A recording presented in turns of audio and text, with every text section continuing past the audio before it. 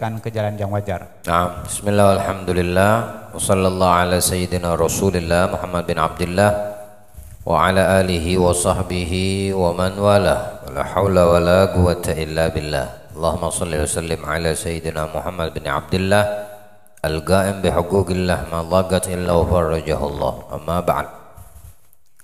Masih di dalam kajian bab yang menjelaskan mematahkan syahwat perut dan kemaluan.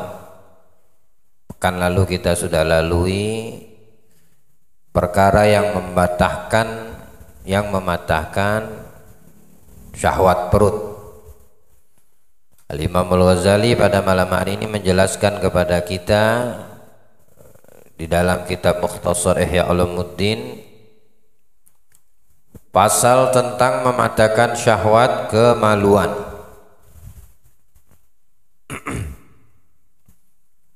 Kenikmatan persetubuhan menguasai manusia karena dua faedah,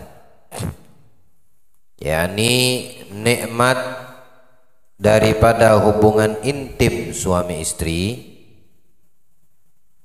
Tentunya Allah menjadikan dari setiap semua perkara yang ada di dalam kehidupan yang dialami oleh setiap makhluk ciptaan mesti ada faedah. Bahkan terciptanya kita pun enggak sia-sia. Bukan sesuatu yang habis diciptakan mati selesai, ya. Afa hasibtum annama khalaqnakum abathan wa annakum ilaina la turja'un. Apa kamu mengira sesungguhnya kami menciptakan kalian itu wahai manusia sia-sia di dalam penciptaan? Sama sekali tidak. Dan kalian menyangka bahwasanya kalian tidak akan kembali kepada kami, maksudnya menghadap kepada Sang Pencipta. Mesti menghadap kepada Allah yang menciptakan. Termasuk dari semua aktivitas apa yang Allah telah anugerahkan, Allah berikan, ada faedah. Kenapa orang makan, minum, apa? Ada faedah? Mesti ada faedah. Tamam. Apa guna orang berolahraga? Apakah olahraga itu ada faedah? Mesti ada faedah. Buat kebugaran, buat kesehatan, ya, buat persendian kalau dia sakit-sakitan, mesti ada faedahnya. Setiap tanaman adakah faedah? Mesti ada faedah. Apa tujuan dan faedah Allah menurunkan dari awan atau dari langit itu hujan? Adakah faedah? Mesti ada faedah. Seperti itu juga dikatakan persetubuhan, hubungan intim suami istri mesti ada faedah. Apa yang pertama? Ia rasakan kenikmatan berhubungan intim, lalu mengiaskan kenikmatan akhirat dengannya. Ya, apa maksud daripada kalam ini? Nikmat hubungan intim itu duniawi. Tamam. Adapun nikmat hubungan intim ukhrawi tidak sama dengan di dunia. Tapi orang yang faham dan diberitahu akan faedah nikmat lezatnya berhubungan intim, dia akan mengambil hikmah dan pelajaran. Seperti itulah kenikmatan urusan dunia sesaat. Berapa lama orang-orang yang melakukan daripada hubungan intim secara halal atau wal'iyadu billah ta'ala haram, saat sperma keluar dia merasakan kenikmatan 1 menit, 2 menit, 1 jam lah. Di setiap keluarnya itu sperma dari hubungan intim baik laki dan perempuan, nikmatnya berkurang dan berkurang, bukan bertambah. Tapi kalau dikiaskan dengan nikmat ukhrawi di dalam surga, di dalam hubungan intim suami istri atau dengan huril ain atau dengan bidadari, itu tidak bisa disamakan dengan nikmatnya atau lezatnya dengan yang terjadi di dunia. Karena nikmat yang ada di surga itu tidak pernah, bukan nikmat second, bukan nikmat itu saja, bukan nikmat yang sama. Manusia penghuni surga tidak akan pernah merasakan nikmat pertama pada nikmat kedua. Nah, kalau nikmat di dunia sama sudah seperti itu. Apa nikmatnya ente makan apel di dunia? Sama. Besok ente beli apel lagi, sama rasanya apel. Di surga ente makan hari ini apel, nikmatnya di rating sekian, besok ente makan buah yang sama apel, nikmatnya udah beda. Jadi nggak ada, ibaratnya tetap sama, nikmat di atas kenikmatan. Waliyadzubillah. Kalau penghuni neraka tidak merasakan azab ya, yang pertama, melainkan adab yang kedua lebih pedih dari adab yang pertama. Dia tidak akan tahu lagi rasanya, sakitnya dan pedihnya siksaan yang pertama dia rasakan dengan siksaan yang kedua akan dirasakan penghuni neraka. Semoga Allah hindarkan kita. Allahumma ajirna minan nar. Ya.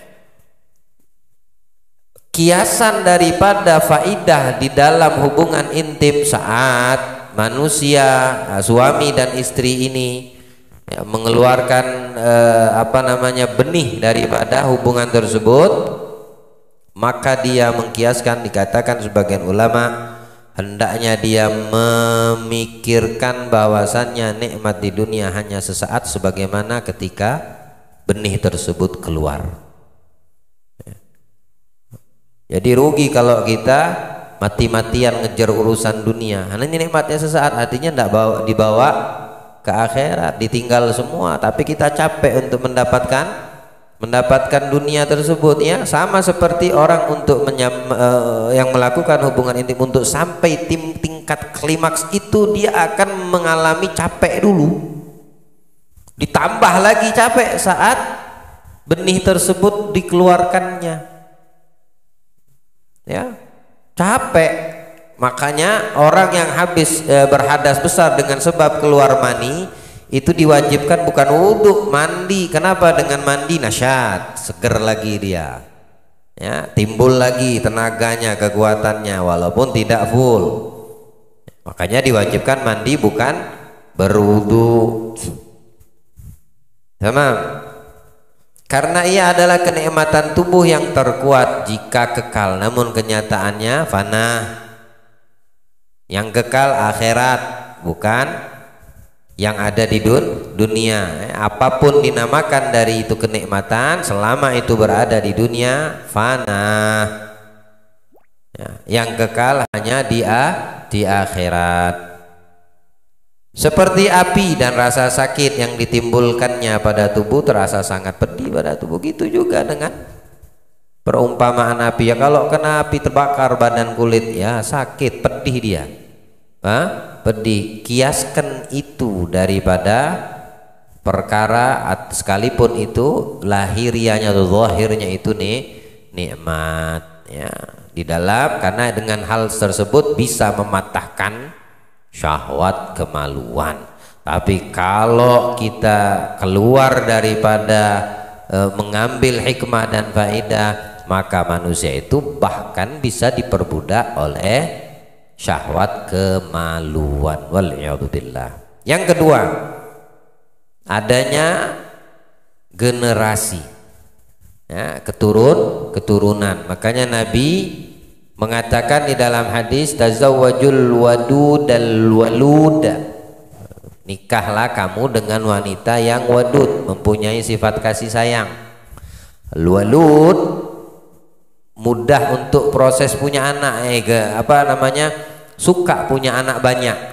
Cari wanita yang seperti itu, bujang yang kalau mau kawin. Ini dua karakter Nabi kasih ajar kepada kita nih. Cari yang mempunyai sifat kasih sayang, karena kau punya anak nanti mesti disayang. Ya, dia nggak akan kasar sama anaknya, dia nggak akan jahat sama anak, nggak bakal mulutnya kayak comberan ngomong asal sama anak, tangan ringan kepada anak. Kenapa? Karena rasa kasih sayangnya, wadudnya lebih gede daripada emosinya. Itu pertama. Yang kedua, al-walud, ya, suka banyak anak. Ya, Jangan mau dengarkan apa bahasa manusia yang saat ini, dengarkan bahasa Rasul kita Muhammad yang terdahulu ila yaumil qiyamah. Ya, berlaku Nabi kita Muhammad sabdanya sampai hari kiamat. Kalau bahasa sekarang 2 anak cukup. Ya, banyak anak yang dicari. Dan di sisi lain nanti di hari kiamat dibanggain nama Nabi atas umat yang lain. Masya Allah, ada kita punya orang-orang terdahulu tuh, abahnya kita, 1 anak 1 bini 10 anaknya. Ada yang 10 sampai pernah terjadi daripada salah satu nenek saya itu melahirkan 10 anak, 10-10-nya 9 orang anak lahir di satu rumah sakit, yang ke-10 ditolak sama rumah sakit. Kenapa? Udah 9 jadi ke rumah sakit yang lain. Ada yang 12, ada yang 13, ada yang sekian. Kalau di zaman sekarang ini mau banyak bini, bukan banyak anak. Ntar dulu banyak bini, ya. Banyak anak yang dimaksudkan Nabi, nggak ada Nabi bilang perbanyak bini. Banyak anak, cari karakter ibu yang penyayang, ya. Karena Nabi akan dibanggakan sama Nabi. Masya Allah, ya, yang banyak anak dibanggain sama Nabi, ya, salah satu Nasahibul Bait nih, banyak anak ngaji Kasyful. Berapa saudara antum? 8. Allah dibanggakan sama Nabi. Kita ngerem takut, ya, mikir lu gimana kasih makan, gimana biaya hidup. Emang kau yang menghidupi, kau yang kasih makan. Nah, kami yang merizkikan kata Allah, bahkan kami yang merizkikan, bukannya kita yang menghidupi mereka.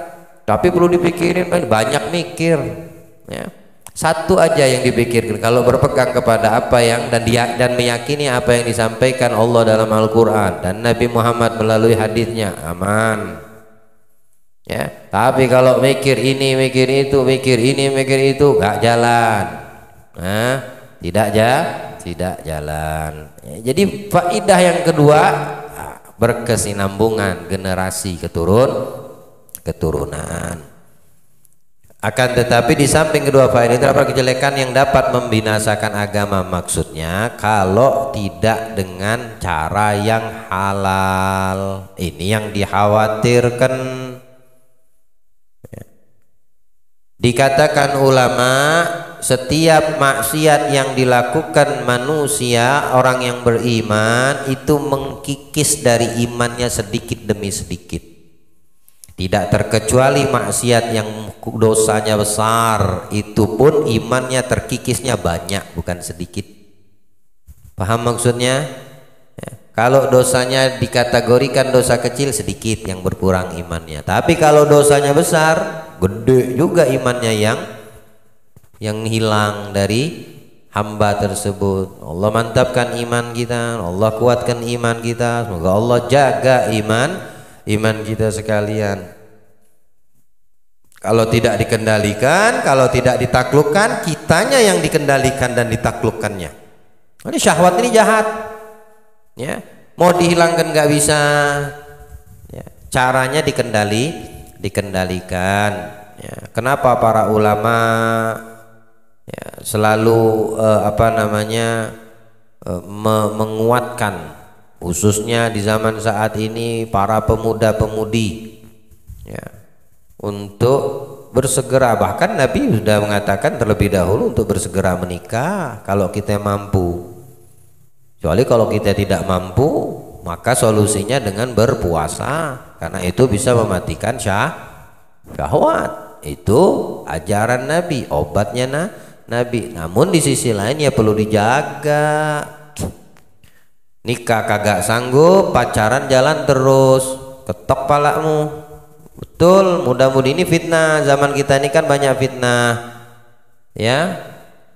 Nikah nggak sanggup, tapi pacaran, keluar gandengan jalan, ya. Nongkrong di tempat gelap, di tempat sepi. Ingat pertemuan laki lawan jenis sama perempuan yang bukan mahram, bukan suami, nggak ada ikatan halal baginya. Yang ketiga kan iblis, bilang Nabi. Tapi lihat bagaimana yang terjadi. Kalau dulu orang takut bahkan sembunyi-sembunyi, sekarang di dalam rumah pun kagak aman. Di dalam kamarnya aja nggak aman. Ya. Anak kita itu, makanya perhatian kita orang tua itu ya, terhadap perkara agama untuk anak-anak kita melebihi daripada perkara kesehatan badan. Untuk kita yang udah punya anak ya, jangan ya hale nggak inget apa, hanya urusanmu saja tapi anakmu tidak kau perhatikan, salah yang seperti itu. Karena ini zaman yang dahsyat ya, zaman yang menakutkan. Allah jaga kita, Allah lindungi kita insyaallah. Allah Ta'ala berfirman, Rabbana wa la tuhammilna ma la taqata lana bih. Ya Tuhan kami, janganlah Engkau pikulkan kepada kami apa yang tidak sanggup kami memikulnya. Maka Allah menjawab na'am. Dalam riwayat lain, la uhammilkum. Itu jawaban Allah atas permintaan doa hamba ini. Rabbana ya Tuhan kami, wa la tuhammilna, jangan kau bebankan, pikulkan kepada kami ma la taqata lana bih, yang kami tidak mampu untuk memikulnya. Dijawab sama Allah ini permintaan ya. Ada dua riwayat. Riwayat yang pertama Allah mengatakan na'am, di riwayat yang kedua Allah menjawab dengan jawaban la uhammilukum, tidak bakal ku bebankan kepada kalian wahai hambaku, karena kita si hamba itu meminta. Apa beban yang menjadi kekhawatiran kita yang tidak sanggup kita untuk memikulnya? Khilaf riwayat para ulama tafsir, seperti Imam Al-Baghawi di dalam tafsirnya Baghawi, beliau mengatakan minhum, di antara ulama mengatakan yang tidak mampu diemban, yang dipikul apa? Asyauq, rasa rindu ya. Rasa cinta, rasa rindu ya. Tapi bodohnya kalau memahami makna rasa rindu, rasa cinta itu kepada makhluk ya. Ada orang rindu sama lawan jenisnya, ame suaminya, bagus aja, nggak haram suami sendiri, atau sebaliknya ya kan. Tapi yang lebih mulia dari itu kalau rindunya kepada yang menciptain makhluk. Ente kalau udah kangen, udah nggak kuat rindu, ente ketahan sama istrimu, jauh kamu di negara mana, biasa aja kamu beli tiket pulang karena rindu. Atau rindu kepada anak kita, bisa kita bergegas untuk bertemu. Gimana kalau orang rindunya sama Allah sama Nabi nggak ketahan? Kalau rindunya sama Allah, syauqnya itu kepada Allah di atas segala-galanya. Asal rindunya yang kuat sama Allah, dimatiin tuh orang.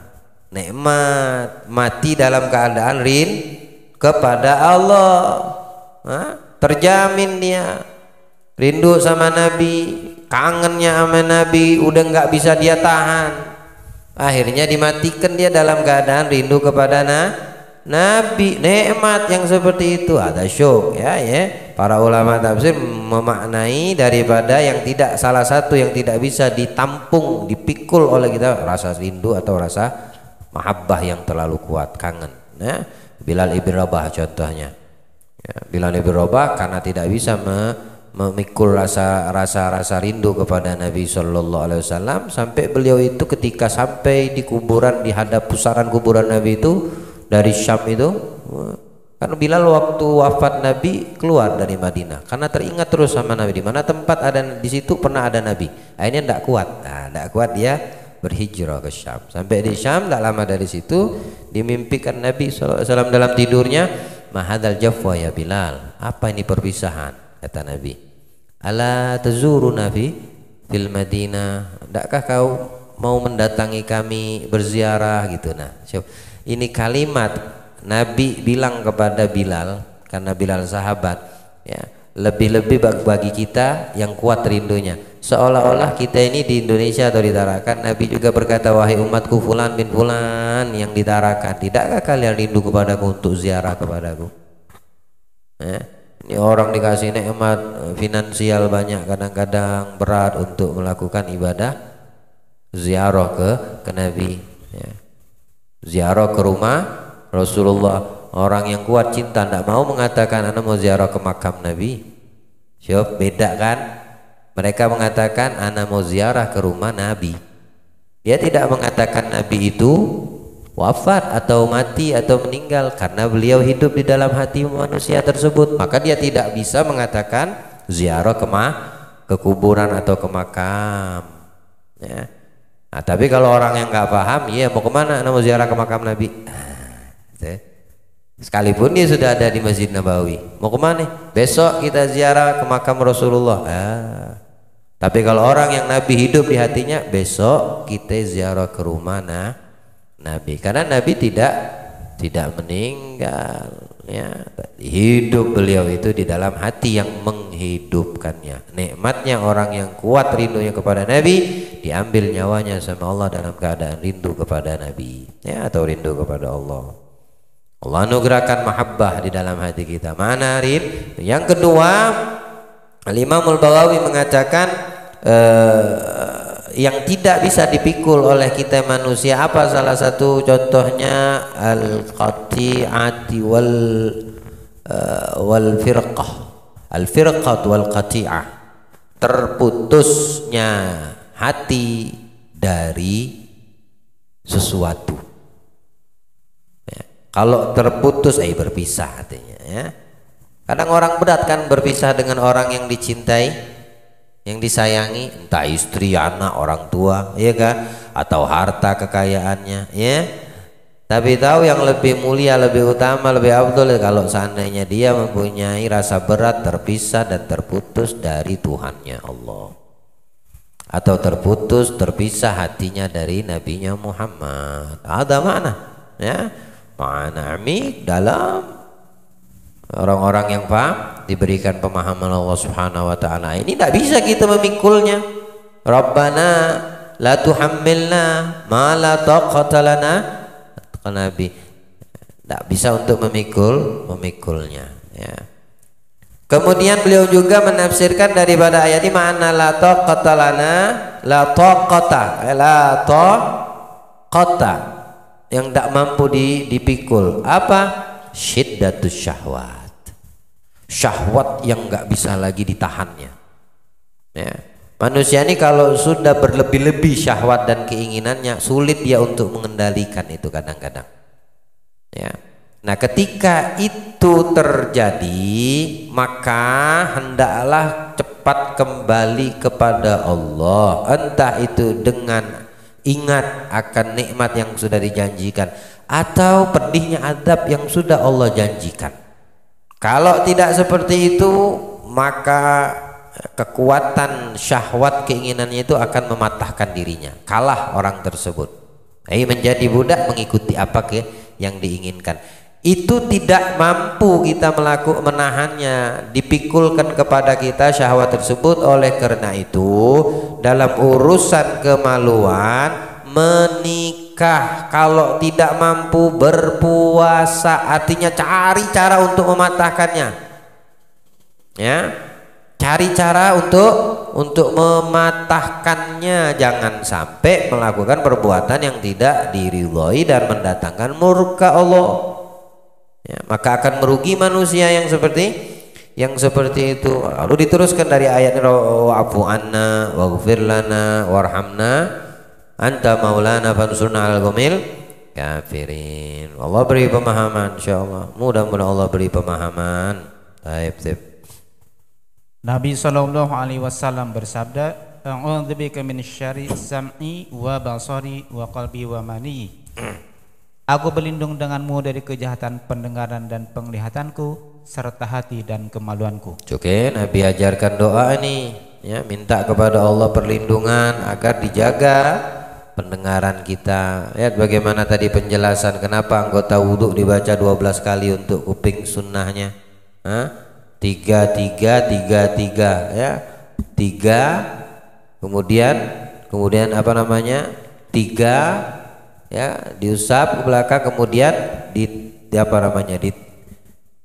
tepok 3, kemudian pakai kelingking 3, ya. Karena maksiat telinga lebih banyak, ya, didapatkan oleh manusia akan perkara yang tidak diridhoi Allah didengarkan. Ghibah, ya. Orang menggunjing ikut dengar, yang dengar itu bahlul kan? Oh, Anda nggak ngomong, dia yang ngomong, kamu mendengar. Yang ngomong sama yang mendengar sama-sama di dalam neraka. Mau ngomong apa? Kan begitu kata Nabi. Hati-hati dengan ghibah, yang ngomongin. Yang mendengar sama kayak ngomong. Sekarang nggak ngomong, itu ngetik tuh. Ya. Apalagi status juga, semua yang menjurus kepada perkara yang haram, walaupun bentuknya tidak sama, prakteknya tidak sama, tapi arahnya ke situ, dihukumi itu. Mafhum? Paham nggak? Ya. Jadi tidak harus maksiat riba menggunjing, ngomongin orang itu dengan harus dengan berucap. Lalu kalau orang yang bisu gimana? Apa tidak bisa dia riba? Bisa tetap. Bisa dengan tulisan, bisa dengan isyarah, bisa dengan mulut langsung. Nah kalau orang yang nggak bisa jaga mulut, orang yang mulut ini butuhnya satu. Nah, ya. Tahu apa yang dibutuhkan mulut? Telinga. Saat ada orang yang nggak bisa jaga mulut, ngomongin orang, dia mesti butuh pendengar. Sebego-bego orang yang punya alat pendengaran mau mendengarkan yang menggunjing. Kalau nggak ada kuping, nggak ada dia ngomong. Artinya nggak ada telinga setia itu, pendengar setia. Apa fungsi lisan? Dua aja fungsi lisan dikatakan ulama. Satu tersenyum, dua diam. Tamam. Ente tersenyum, masalah ente cepat kelar dan selesai. Ente jauh dari permasalahan. Ente mampu menyikapi bahkan setiap permasalahan dengan senyuman. Fungsinya diam agar jauh dari masalah. Selamat kamu dari masalah. Nah, itu fungsi mulut. Ada dua. Senyum untuk menyelesaikan masalah. Diam untuk jauh dari masalah. Tapi kalau udah nggak bisa memfungsikan dua fungsi ini, mulut bakal jadi masalah. Mesti jadi masalah. Nah, berlindung kepada Allah dari pendengaran, dari penglihatan, dan dari hati. Ya. Penyakit-penyakit hati yang banyak, minta perlindungan kepada Allah. Dan Nabi mengatakan wamani, dari kemaluan. Allah melindungi kita. Baik. Nabi SAW bersabda, an-niza'u habaidus syaitani walaula hadhi syahwatu lama kanat kadzalik.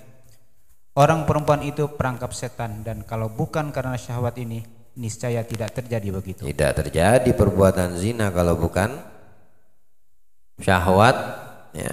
Dan sebabnya perempuan itu senjata. Tidak aku meninggalkan fitnah yang lebih besar setelah aku, kata Nabi, untuk kalian kaum laki-laki. Seperti apa? Fitnahnya wanita, perempuan. Tapi tidak semua wanita loh ya. Wanita yang taqiyah, afifah, menjaga kehormatan, bertakwa kepada Allah, takut kepada Allah, tidak masuk ke dalam kategori yang bahkan dikatakan Nabi perangkap syaitan. Ya, perangkap tikus saja. Tikus butuh ada perangkap kah? Perangkap kita kaum laki-laki namanya wanita. Ya. Wanita itu kalau udah keluar dari rumah langsung dipercantik sama syaitan, sama iblis tuh. Langsung dihias, didandan. Ya. Walau dia keluar nggak berdandan, tapi dia didandani sama syaitan. Hingga laki-laki yang kurang ajar melihat dia berpikir yang enggak. Ya. Bukan karena warna kulit, tidak, tapi memang sudah seperti itu yang Nabi sampaikan. Saat keluar perempuan, apalagi kalau auratnya tidak dia jaga, langsung dihias, dipercantik oleh syaitan hingga mata-mata laki-laki yang memandangnya menjadi cantik. Ya, itu yang disampaikan Nabi. Allah juga berfirman seperti itu. Ya.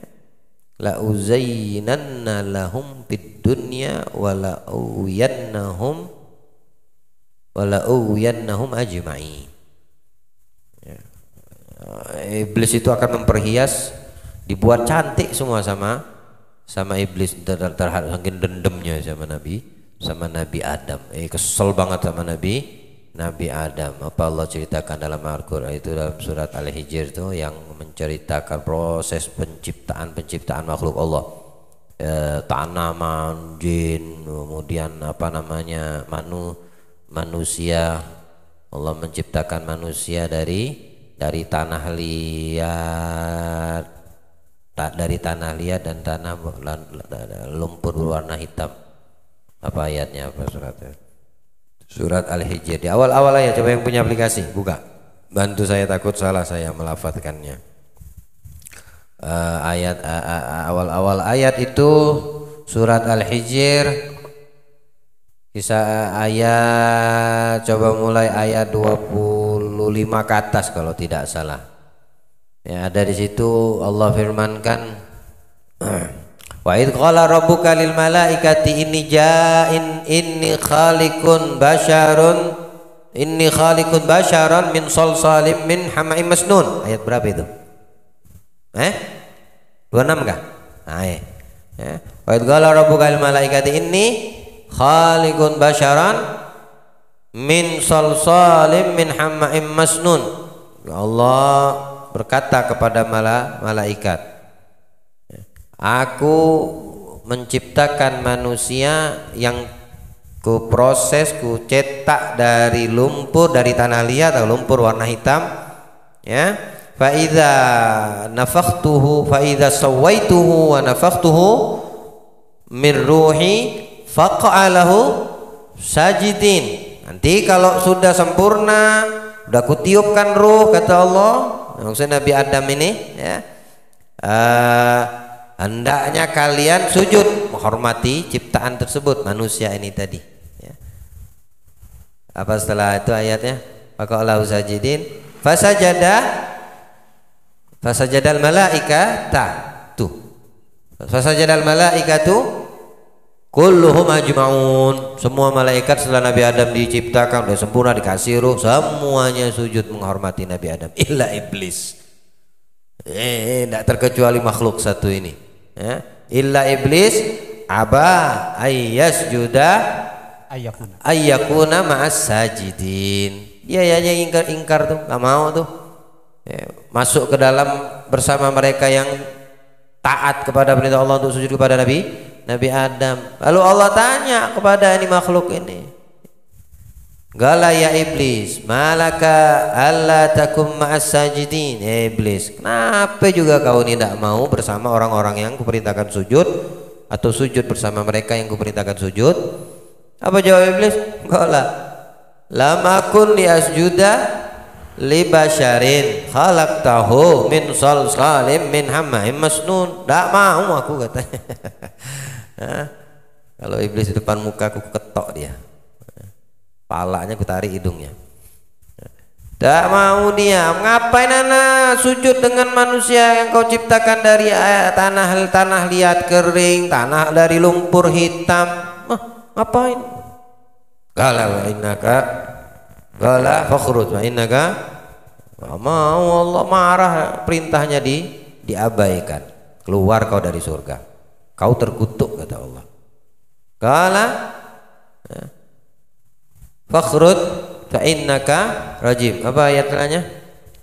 Wa inna alaika la'nata ila yaumiddin. Atasmu iblis, terkutuklah kau sampai hari akhir, sampai hari kiamat, kayak itu dibilangnya. Yaumiddin termasuk adalah kiamat. Nah, baru dia minta, iblisnya minta. Baru dia mohon sama Allah. Qala rabbi fa'andurni ila yaumi yub'atsun. Ya Allah, kasih aku senggang waktu sampai hari kebangkitan manusia dari kematian. Kasih senggang waktu. Minta minta waktu. Ya, qala rabbi fa'andurni ila yaumi yub'atsun. Qala fa innaka minal mundarin, kata Allah. Ya, aku kasih waktu, kasih senggang waktu, kata Allah. Sampai ila yaumil waqtil ma'lum, sampai waktu yang kutentukan, kata Allah. Apalagi setelah itu ayatnya, Qala rabbi bima aghwaytani. Ya Allah, ya Tuhanku, ya, karena Engkau telah mengutukku, ya, bima aghwaytani la uzayyinanna lahum fid dunya. Ku akan jadi cantik, bikin cantik, ku percantik semua, kata iblis tadi. Ya, apa yang dilihat sama mata manusia, aku buat indah semua. Yang haram jadi indah, maksiat jadi indah, ya, mutus silaturahim jadi indah. Oh, dicantikkan dia semua, kayak gitulah perempuan keluar tanpa menutup aurat, langsung dipercantik sama syaitan, sama iblis dan sekutunya. Ya.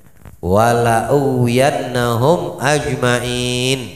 Ya, aku buat nanti mereka, kata iblis apa? Tertipu ya, apa? Menyesatkan. Menyesatkan ya. Aku buat tersesat dia. Dunia aku cantik, kata iblis, sehingga mereka mudah, gemar, berkesinambungan melakukan perkara yang dilarang sama Allah. Aku buat indah semua, kata iblis. Ku buat dan ku ajak dia tersesat. Apa salahnya? Illa ibadaka minhumul mukhlasin, kecuali hamba-hamba Allah yang terpilih. Ya, maksud terpilih apa? Ikhlas. Ini orang ikhlas nggak bisa dideketin iblis. Ya, kunci jangan tidak mau didekat sama iblis, bisa dibujuk hati di dalam hatinya sama iblis apa? Ikhlas. Tidak yakin nggak dengan firman Allah? Ya, siapa yang nggak bisa didekati sama iblis? Orang yang mukhlis, ikhlas fil amal. Dalam berbuat amal dia ikhlas. Ya, la nuridu minkum jazaan wala syukura. Hatta ucapan terima kasih dia tidak berharap. Lillahi ta'ala ikhlas. Ente mau mengucapkan terima kasih atas apa yang anak lakukan, misal dia membantu orang, itu haknya ente. Artinya ente itu adalah mungkin adab, keharusan bagimu yang menerima pertolongan, tapi untuk aku berharap kau berterima kasih aja enggak, apalagi berharap yang lain. Yang kau harapkan apa? Ikhlas fil amal. Illa ibadaka minhum mukhlasin. Qala hadza siratun alayya mustaqim. Kata Allah, ini jalan lurus kalau mau menuju aku. Apa? Agama, hukum Allah, syariat Allah, Nabi kita Muhammad. Tuh jalannya. Jangan pilih jalan selain itu. Inna ibadi laisa laka alaihim sultan. Ente sesungguhnya engkau wahai iblis tidak akan ada cara untuk membuat hamba-hambaku celah untuk mempengaruhi, merusak, menyesatkan hamba-hambaku yang ikhlas. Tidak ada celah, kata Allah, menjaga langsung orang ikhlas. Subhanallah. Iblis mau cari celah nggak dapat. Inna ibadi laisa laka alaihim sultan. Betul begitu ayatnya. Inna ibadi laisa laka alaihim sultan illa, ada pengecualian. Siapa hambanya? Illa manittaba'a minal ghawin, kecuali mereka yang ngikut kau punya ajakan. Itu yang mudah disesatkan, yang jadi pengikut iblis, jadi sekutunya iblis. Tapi kalau orang ikhlas amal nggak bisa, nggak ada lokasi celah. Inna jahannama la mau'iduhum ajma'in. Nanti iblisnya, setannya dan pengikutnya semua akan dilempar ke jahannam. Jadi itu tempatnya, bukan tempat iblis doang, pengikut iblis dan syaitan juga begitu. Allah sallallahu alafiyah. Allah jaga kita, mudah-mudahan tidak kita terpengaruh dengan perhiasan daripada yang dipercantik oleh iblis dari urusan dunia. Nah, Allah jadikan amal kita insyaallah semata-mata lillahi ta'ala, ikhlas. Tidak ada celah iblis untuk masuk kepada kita, ya, insyaallah. Ya. Laha abwabun, apa ayat setelahnya itu? Laha sab'atu abwab likulli babin minhum juz'un maqsum. Itu neraka jahanam ada 7 pintu, Di setiap pintu punya cabang-cabang lagi, tergantung maksiatnya pengikut iblis. Manusia nih. Karena bahan bakarnya neraka itu batu sama manusia. Agak ada solar, bensin, apa itu enggak ada. Manusia sama batu. Jahanam punya 7 pintu, di setiap pintu punya bagian masing-masing. Masyaallah al-afiyah. Allahumma ajirna minan nar. Allahumma ajirna minan nar. Allahumma ajirna minan nar salimin. Wa asqina ma'as sabiqin ala faradisil jinan khalidin bighairi hisab wala itab birahmatik ya arhamar rahimin. Diriwayatkan bahwa Musa alaihissalam sedang duduk di suatu tempatnya. Tiba-tiba datang iblis memakai jubah dan berubah-ubah bentuk dalam jubah itu. Ketika mendekatinya, iblis menanggalkan bajunya. Kemudian mendatangi Musa seraya berkata, "Assalamu alaika." Musa alaihissalam berkata, "Siapa kamu?" Iblis menjawab, "Aku iblis." Musa berkata, "Semoga Allah tidak menghidupkan kamu. Ada apa engkau datang?" Iblis menjawab, "Aku datang untuk memberi selamat kepadamu atas kedudukanmu di sisi Allah Ta'ala." Mau dibuat ujub Nabi Musa ya. Dikasih selamat. Oh, mulai kita ini kan kalau seandainya dapat kali sebutan selamat ya, ini dibuat ujub, dibuat kita itu apa namanya, bangga sama diri kita. La haula wala quwwata illa billah. Baik. Musa berkata, "Apa yang engkau lakukan?" Iblis menjawab, "Aku menguasai hati anak-anak Adam." Bukan menguasai hati, artinya di sini iblis menguasai hati manusia, anak keturunan Adam, tapi tempat dia menggoda, menghancur, menghantui, merusak manusia ya di hati. Namun di sisi lain Allah juga memandang kepada manusia apa yang ada di hatinya. Kalau manusia si pemilik hati adalah yang menciptakan manusia, ya. Allah Ta'ala pemilik hati, Allah pemilik segala-galanya tanpa diragukan. Tapi di dalam hati ini tempat iblis merusak manusia, juga tempat Allah memberikan pandangan rahmatnya. Tergantung manusianya, lebih dominan, lebih condong dia kepada pandangan Allah atau mengikuti bisikan atau pendengaran yang dia dengarkan oleh hatinya terhadap bisikan iblis. Na'udzubillah. Allah pemilik hati, tapi di hati itulah juga tempat iblis bermain menggoda manusia. Ya, taib. Musa berkata, "Apa perbuatan manusia sehingga engkau dapat menguasainya?" Iblis menjawab, "Apabila ia merasa kagum pada dirinya dan merasa banyak amalnya serta melupakan dosa-dosanya. Aku peringatkan engkau 3 perkara. Jangan menyendiri dengan seorang wanita yang tidak halal bagimu. Karena apabila seorang lelaki menyendiri dengan wanita yang tidak halal baginya, maka aku akan menjadi temannya selain teman-temanku, sehingga aku menggodanya dengan wanita itu. Jangan menjanjikan sesuatu kepada Allah melainkan engkau memenuhinya, dan jangan berjanji mengeluarkan sedekah kecuali engkau berikan kepada yang berhak atasnya. Karena seseorang yang berjanji mengeluarkan sedekah dan tidak memberikannya kepada yang berhak, maka akulah temannya selain teman-temanku, hingga aku menghalanginya untuk memenuhi janjinya." Musa tanya sama iblis, "Apa perbuatan manusia sehingga engkau dapat menguasai?" Iblis buka rahasia nih. Iblis jujur nih ya. Iblis jujur ya. Pernah dapat iblis jujur kan? Tapi kalau ke Nabi Musa sedikit ya. Yang banyak dibongkar itu sama Nabi Muhammad. Pernah datang iblis ke Rasulullah, bilang, "Rasulullah, kenapa datang ke aneh? Wal makhluk yang terlaknat di sisi Allah.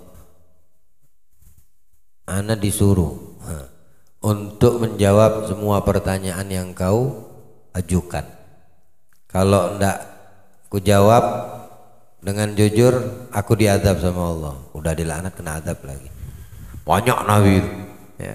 Bahkan hadisnya dikumpulkan, Masya Allah itu hampir 1 kitab itu, walaupun nggak terlalu. Kalau Nabi Musa kan dikit aja, tapi dibongkar sama Nabi kita Muhammad, ditanya sama Nabi Muhammad detail begini tuh. Cari tuh ya, mungkin kalau ente searching ada aja itu, tanya jawab iblis dan Rasulullah. Itu Itu rahasia tuh. Ya, nggak ada iblis jujur. Jujurnya sama Nabi Muhammad, sama Nabi Musa sedikit, sama Nabi kita banyak. Ya, tapi kalau sama saya dan Anda boro-boro iblis mau jujur. Nah, tetap bohong, jangan pernah kita percaya. Ya. Tapi ini salah satunya perbuatan manusia hingga engkau dapat menguasai. Artinya ketika ada pada manusia ini sifat, maka dia dikuasai oleh syaitan dan iblis. Apa pertama? Kagum sama diri, suka ujub. Ya, bangga diri, kagum sama diri. Ya, kita dandan, cantik betul. Kagum sama diri, masya Allah. Yang ibu-ibu, yang gadis-gadis, yang bujang-bujangnya. Ya, bangga sama diri, ujub sama diri. Penyakit hati itu, hati-hati. Kaca dikit, kurusan badanku. Apa guna kau kurus kalau hatimu kotor, gemuk? Kalau hatimu nyakit, di hatimu gemuk, apa arti kurus badanmu? Semua bakal dimakan cacing jadi tanah. Hati-hati, ujub sama diri itu senjata tuh, dikasih tahu sama iblis ke Nabi Musa. Toh masih dilakukan, goblok. Jangan ujub sama diri, ya. Apalagi merasa aman, merasa banyak amal. Artinya dia ngerasa aman, banyak amalan, alhamdulillah. Ana seumur hidup, kalau sedekah ini, sholat ini, Quran ini, pokoknya amal ibadah, merasa aman ini. Hati-hati.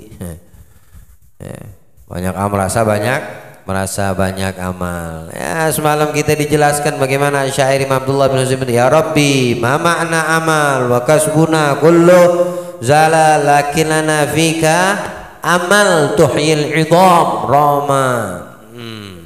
Amalku tidak ada ya Allah, usahaku sirna, tapi aku masih punya harapan menghidupkan tulang yang rapuh ini untuk mendekatkan diri pada Allah. Bicara amalnya Habib Abdullah bin Husain bin Tahir sudah saya jelaskan kemarin.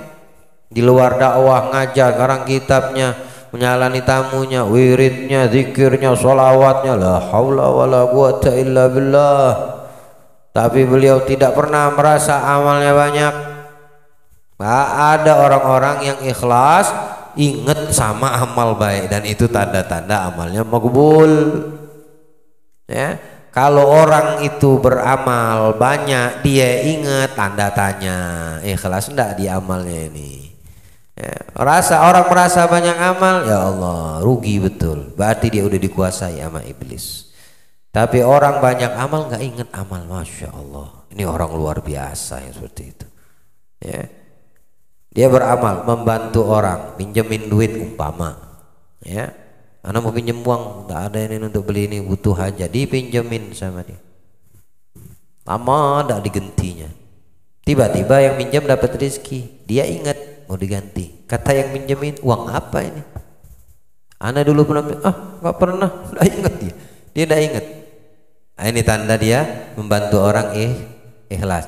Tapi ada orang yang namanya bab pinjam meminjam, utang seumur hidup, bahkan dia berwasiat kepada anak ahli waris, kalau abah meninggal, ya fulan punya utang belum dibayar, tagih aja. Gimana amalnya mau dikatakan ikhlas? Amal tuh jangan diingat, amal baik jangan diingat. Itu tanda ikhlas. Jadi makdid musyawarah aja ente, semua amal kebaikan dicatat. Ya. Serta lupa sama dosa.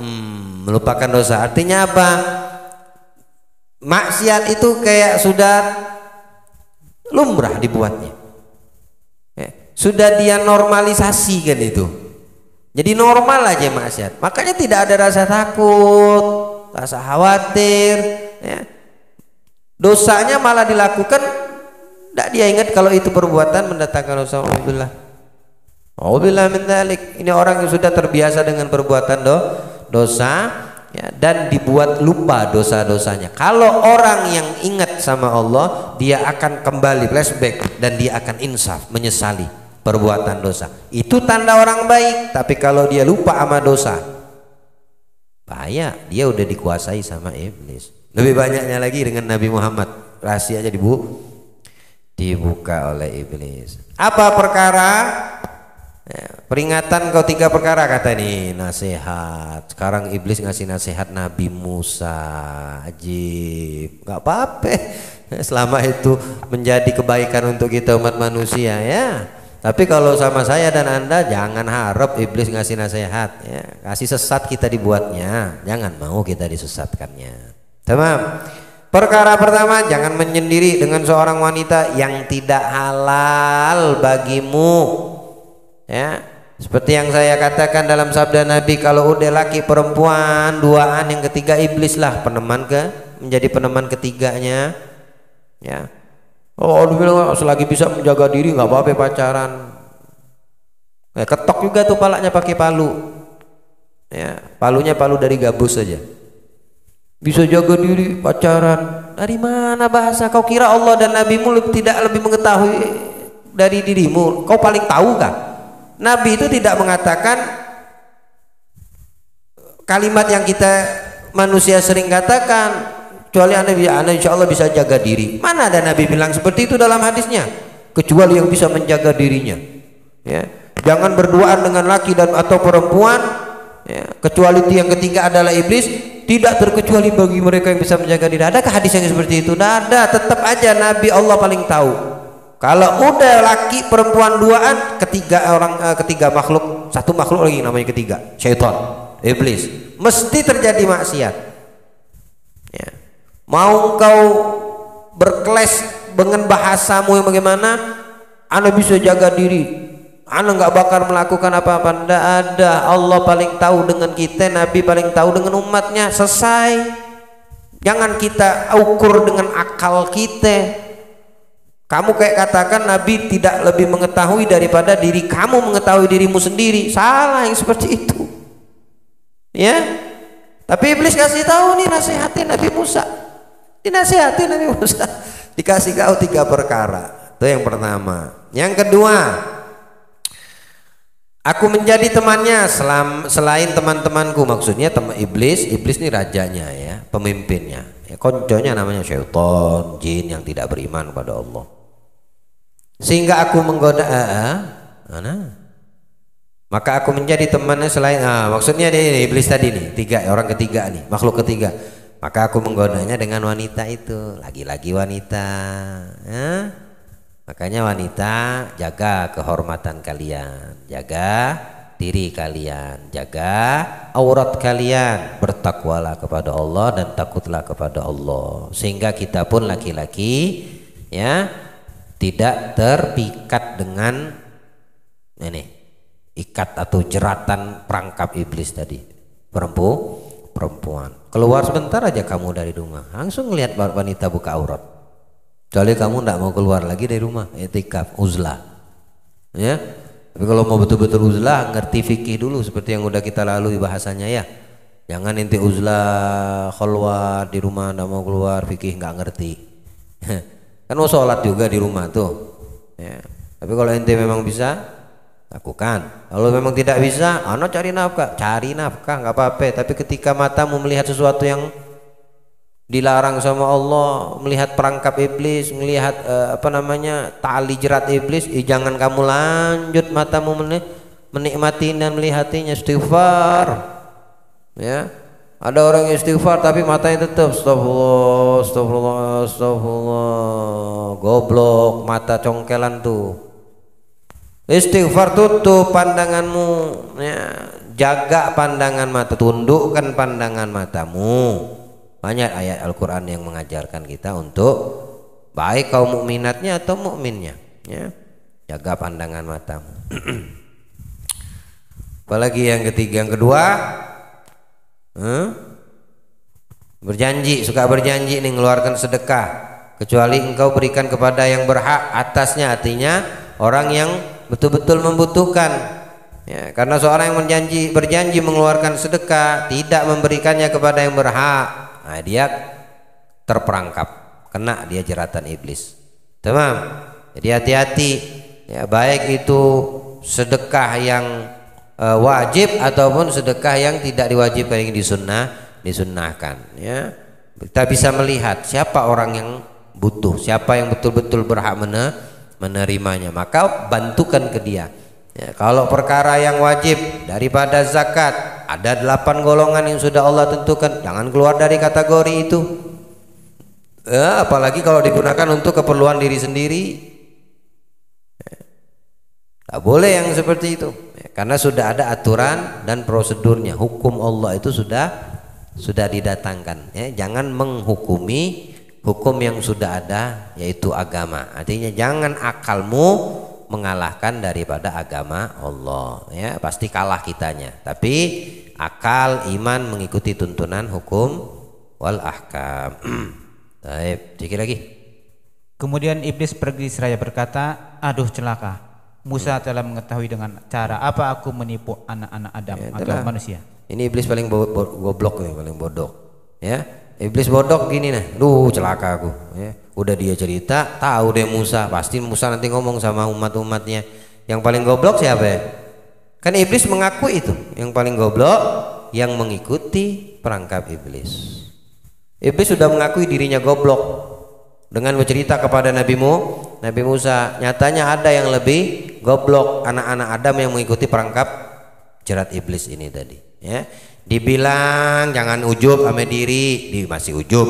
Dibilang jangan merasa aman dengan banyak amal, ya melainkan apa, merasa aman dengan banyak amal, artinya setiap amal itu kita itu berharap ya Allah mudah-mudahan diterima. Paham? Ya. Kamu merasa takut amalmu tidak diterima sama Allah. Nah, artinya kamu merasa berapa banyak amal yang kita lakukan, ya, oleh umat manusia itu dilempar ke wajah yang melakukan, yang beramal, ya, karena tidak diterima yang seperti itu. Nah, itu perangkapnya. Dia masih lakukan seperti itu, ya lebih goblok dari iblis lah, ya. Kalau iblis sudah bahlul, anak Adam manusia yang mengikuti perangkapnya lebih bahlul. Memenuhi syahwat secara berlebihan juga tercela karena merupakan peri kebinatangan. Hebat ya, ada peri kebinatangan. Berarti apa ya? Tergantung binatangnya dan tergantung maksiatnya, syahwatnya itu tercela. Ya, mungkin dia peri keanjingan, kalau dia babnya dosa besar. Ya, mungkin peri kebabian, kalau dosanya alhamdulillah durhaka sama orang tua, dosa besar. Ya, mungkin peri kekambingan, kalau dosanya enggak terlalu gede.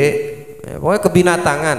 Yang kita tahu ini apa? Peri ada loh peri kebinatangan. Itulah mereka yang memenuhi syahwat berlebihan. Tamam. Baik. Berlebih-lebihan setelah tercela yaitu syahwat yang menghilangkan akal. Sedang ketiadaan syahwat sama sekali pada orang lelaki yang impoten juga tercela. Dan sebaik-baik sesuatu adalah yang sedang. Khairul umur awsatuha, ya, perkara yang baik itu tengah-tengah. Jangan berlebihan, juga enggak boleh, ya tengah-tengah. Ya, mutawassit. Ibadah nggak boleh berlebihan, kan dilarang sama Nabi. Tengah-tengah aja. Ya. Dalam memenuhi syahwat, kemauan, keinginan, jangan juga berlebihan. Tengah-tengah saja. Allah itu tahu kita punya keinginan. Tahu Allah, itulah namanya syahwat diletakkan. Yang meletakkan syahwat itu Dia yang menciptakan. Mesti yang menciptakan lebih mengetahui daripada yang dicipta. Tapi kita kadang melampaui batas. Nah, itu yang tidak disukai. Baik. Walaupun syahwat melampaui batas apapun, patahkanlah ia dengan lapar dan nikah. Masya Allah, ya. Lapar itu mematahkan syahwat, keinginan. Menikah mematahkan syahwat, kemaluan, ya. Baik. Rasulullah SAW bersabda, ma'asyiras syababi alaikum bil ba'ati, faman lam yastati' fa'alaihi bisaum, fa inna sauma lahu wija. Hai para pemuda, hendaklah kamu kawin. Siapa yang tidak mampu, hendaklah ia berpuasa. Karena puasa menjadi perisai benteng bagi dia. Mampu kawin, kagak mampu kawin, puasa, ya. Hindari mata dari melihat yang diharamkan, baik secara langsung ataupun tidak langsung. Secara langsung orangnya di depan kamu, secara tidak langsung orangnya ada di kantong kamu. Paham maksudnya? Ini ini kantong gitu ya. Bisa ini tidak langsung nih, karena tidak melihat orangnya langsung. Kalau melihat secara langsung, hindari, maksimalkan. Karena yang kita lihat itu akan mengotori hati, mengotori cara berpikir. Tamam. Ya kalau kamu tidak mampu menahan kawin, menikah, ya, aneh nggak ada mas kawin nggak cukup, ya puasa. Ya, jangan ente pacaran, gimana bisa itu? Ya, menikah kagak mampu, pacaran laju, la ilaha illallah, kan unik orang yang seperti ini, nggak tahu ngerti bagaimana mau diungkapkan. Ya, laki-laki kalau seandainya gentle nikah, datang ke orang, ngomong ke ibu bapaknya, ya. Nanti dulu masalah urusan antar mengantar mas kawin ini, jujuran itu, ente ini sekarang masalahnya menghindar dari dampak yang mengkhawatirkan yang lebih besar. Apa? Perbuatan yang tidak diridhoi sama Allah. Dan Allah Maha tahu tujuanmu itu untuk menghindari dirimu, tidak mungkin menghindari dirimu dari perbuatan zina umpama, tidak mungkin Allah membiarkan kamu begitu saja. Ini orang tidak ada kemampuan, tapi dia, ya Allah, anda mau menghindari perbudak kuat anda untuk menahan syahwat kemaluan, takut anda ya Allah berzina, engkau yang maha melindungi aku, suka sama fulana, bantu aku ya Allah, aku mau datang ke orang tua, ngomong sama bapak sama ibunya, Pak, Bu, Assalamualaikum, ana niat untuk memperkuat silaturahim. Bapaknya tanya, ente pekerjaan anda ada tahu belum ada, atau ada kerjaan, sampaikan apa adanya. Ya. Itu gentleman, ya, Pak saya takut Pak dengan hubungan dengan anak bapak. Artinya apa? Fase ta'aruf mengenal ini sudah berlalu waktunya, tolong, takut saya nanti kebablasan, kelewatan, khilaf dan lain sebagainya. Saya ingin menikah dengan anak bapak, maka saya lanjut pacaran setelah nikah. Kan enak tuh, gentleman akhir seperti itu. Kalau pacaran setahun 2 tahun, nikah lamar kapan nggak tahu, belum ada mas kawin, usaha belum mantap, bencong laki-laki yang seperti itu, panci tahu. Kalau ente masih merasa nggak sanggup, puasa bukan pacaran. Perempuan juga kadang-kadang nggak ngerti lagi, dibilang ini buai sedikit langsung terbang ke arsy, puji sedikit langsung gini, wah. Sampaikan tuh sama perempuan di luar, laki-laki itu buaya mulutnya biawak lu. Ya, kalau dia tidak takut sama Allah, dia tidak takut sama azab dan apa yang dijanjikan Allah terhadap dosa zina, itu laki buaya mulut biawak. Dan kamu perempuan jangan mudah percaya, jangan percaya sama sekali, jangan dipercaya. Mau dia buat syair untukmu sebelum tidur nih, ya. Tidak ada yang seperti itu, banci seperti itu, ya. Datang ke orang tua ngomong, kau takut dengan perbuatan yang kalau kau lakukan dosanya itu besar di mata Allah. Nah, Nabi menjelaskan, ya ma'syara syabab, wahai sekalian segenap para pemuda-pemudi, khususnya pemuda nih yang melamar, hendaknya kamu kawin. Saya baru tahu semingguan ini kalimat kawin sama nikah dibedakan makna sama manusia di zaman ini. Sinting nih orang, emang nggak ada pri kemanusiaan, pri kebinatangan itu namanya. Kalimat nikah itu di dalam Al-Quran, kawin di dalam Al-Quran, kenapa dimaknakan beda? Ya, kalian mungkin lebih paham. Saya baru berapa lama ini saya tahu, ternyata diartikan kawin sama nikah itu beda. Kalau kawin nggak ada akad, kalau nggak salah begitukah, atau nikah? Hah? Enggak, kalau kawin itu berhubungan di luar halal, ya. Kalau nikah yang ada akad, begitu atau sebaliknya? Terbalik ya? Berhubungan tapi tidak dengan cara halal, namanya kawin. Kawin nikah sama mana? Hati-hati ngomong sembarangan. Itu 2 kalimat ada di dalam Al-Quran, kau memperolok-olok Al-Quran dengan kalimat seperti itu. Kalau tahu itu orang bisa dihukumi murtad mempermainkan Al-Quran seperti itu, waliyadzubillah. Ya, makanya tadi fungsi mulut kalau nggak senyum diem. Apalagi kalau nggak ngerti urusan agama, jangan jocos, tanya sama yang paham. Ya, Nabi bilang kalau hendaklah kamu kawin, ya, nikah, kalau ndak mampu puasa, karena itu menjadi benteng perisai. Maksudnya benteng perisai apa? Akan melindungi kamu dari perbuatan yang tidak senonoh, paham? Tidak diridhoi sama Allah. Udah maksiat, sudah fitnah, ini udah luar biasa. Ya, ini kita lagi majelis, alhamdulillah. Kau keluar sebentar habis majelis, kamu lihat di luar sana, perjalanan pulang kamu lihat nanti di tengah jalan itu, tidak bakal luput mata ini kecuali dilindungi sama Allah. Tidak mungkin nanti bawa motor balik mejem, tidak mungkin kamu yang pakai jalan kaki pulang ke rumah mejem, matamu ditutup cuma untuk menghindar daripada melihat yang tidak diridhai sama Allah. Itu mesti terlihat. Tapi kita juga punya pemikiran yang positif terhadap untuk memaksimalkan tidak melihat, atau ketika tidak melihat terlihat dengan tidak sengaja beristighfar memohon ampun kepada Allah. Kan seperti itu lebih baik, karena memang sudah masanya, udah zamannya. Ya. Lebih banyak di dalam lebih bagus, khususnya kaum muslimat, wanita-wanita mukminat, ya. Nah, itu binasil hadis. Baik-baik wanita di rumah, di kamar kalau ada tempat khusus ibadah, di situ paling baiknya untuk wanita mukminah. La ilaha illallah. Allah berikan pemahaman untuk kita insyaallah. Samihna ala tatwil awqat, minta maaf karena kemalaman, ya.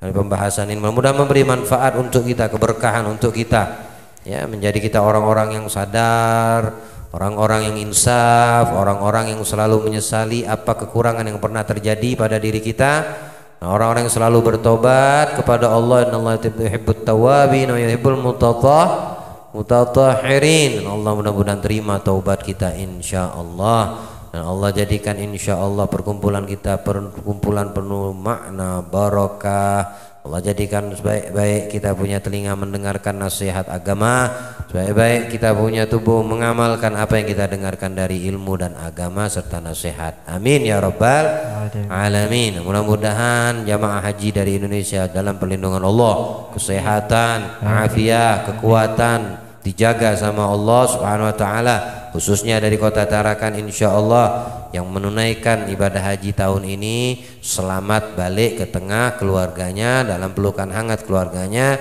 salimin ghanimin mahfudin birahmatika ya arhamar rahimin. Amin ya rabbal. Wa sallallahu ala sayyidina Muhammad khatamin nabiyyin wa ala alihi washabihi wasallam. Alhamdulillahi rabbil alamin. لا إله إلا الله الموجود في كل زمان. لا إله